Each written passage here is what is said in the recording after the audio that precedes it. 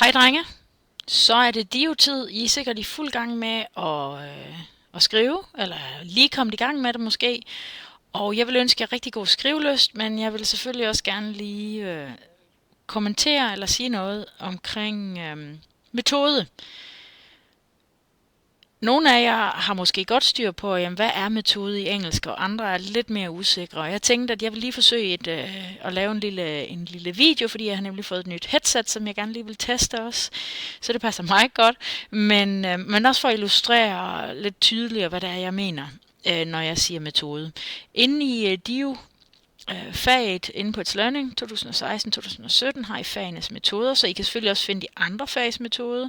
Så har I sprogfagenes metode, som jo også inkluderer engelsk, og hvis I så åbner den, er der nogle slides, som ikke er relevante, men der er også nogle, der er relevante. For eksempel den første her, der har I jo valgt emner og fag, så vi går videre.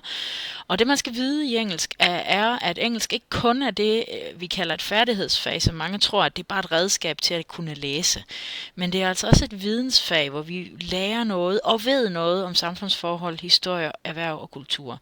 Så er der også et kulturfag, som jo hænger lidt sammen med vidensfaget, ikke også? Men hvor vi har decideret fokus på kulturen. De tre ben her, som vi kalder dem, de bliver uddybet på de næste 3 slides, som jeg kort vil gennemgå.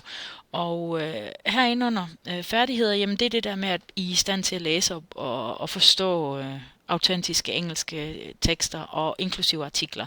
Så er der også det der meget konkrete, som når I tænker metode, så tænker I modeller. Og det er også fint, at man gør det, men det er mere end bare modeller, kan man sige. Det vil jeg komme nærmere ind på de næste slides. Men her, analyse og fortolkning ved hjælp af forskellige metoder og modeller. Den retoriske analyse, kommunikations- eller argumentationsanalyse, som nogle af jer vil gå ind og bruge, eller hvis man nu læste en novelle, så vil det være en fiktionsanalyse. Det er der ikke nogen af jer, der gør. Altså det her med fiktionsanalyse i jeres Dio, der er I mere over i non-fiktion selvfølgelig. Og jeg går ud fra, at I ligesom andre engelske elever her på skolen har en methods folder, en metodefolder i engelsk, hvor I har redskaber liggende til at kunne analysere både non-fiction og fiction tekster. Altså non-fiction, det er sagprosa, artikler og så videre, taler. Og det er helt klart metode i engelsk, og meget tydeligt, men nu er det jo ikke alle af jer, der specifikt siger, jeg vil lave en analyse på det og det, eller jeg laver en analyse på den og den artikel. I kan overveje, hvordan det kan flettes ind i jeres besvarelse af DIU-opgaven selvfølgelig, at I har analyseret den og den artikel for at finde ud af sådan og sådan og sådan, og I har brugt den og den metode. Så selvfølgelig tag det med, men husk også, at udover modellerne, som er vigtige og som er konkrete, så er engelsk også, hvis jeg lige må have lov til at gå tilbage, også et vidensfag og et kulturfag. Hvis vi går til den næste slide her med vidensfaget, og det skal ikke bare være fordi at så siger man noget om engelsk, bla bla et eller andet, men det er jo det her med, at i engelsk fag, der bliver I sat ind i den engelske verden, engelsksprogede verden, USA, UK, Sydafrika, måske andre engelsksprogede områder, og dermed får I noget viden om kulturen, måske om litteratur, historie, erhverv, samfundsforhold, sammenhænge. Og den viden, den bruger I også indirekte eller direkte i jeres DIU-opgave. Og det kan I godt sætte nogle ord på i jeres metodeafsnit. At der er altså 3 ben, som faget står på, og hvor I implementerer eller bruger alle på sin vis, ikke også? Nogle af jer med konkrete modeller, og andre ville kunne fokusere også på det her med viden. Men læs de her slides igennem, jeg vil ikke gennemgå det helt nøje. Og under kultur, der er i hvert fald en af jer, der går ind og arbejder med værdier og kultur.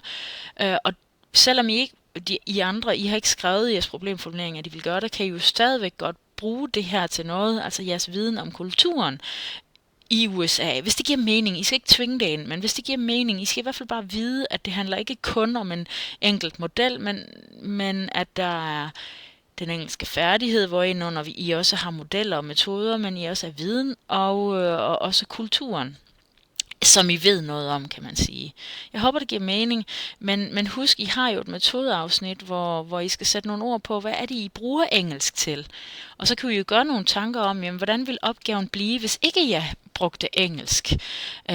Eller endnu bedre, hvad er det, engelsk bidrager med i min opgave?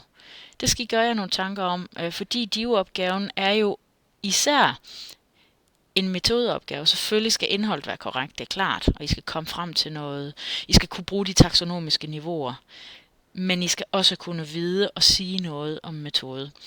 Jeg tror det sidste, jeg lige vil nævne, som handler om kilder, og det her med at dokumentere jeres kilder er jo også en form for metode i engelsk, men gør I også i andre fag. Og så vil jeg lige sige, at når I har fremmedsprog, det er jo engelsk her, at så skal en væsentlig del af kilderne være på engelsk. Så husk det. Og hvad er en væsentlig? Jamen det kan man ikke helt sige vel, men det er ikke nok med 1 eller 2 artikler på engelsk, for eksempel. Ja, jeg tror det var det. Der er nogle flere slides, dem vil jeg ikke kommentere på lige nu. Nu har jeg også talt i over 5 minutter, I'm sorry.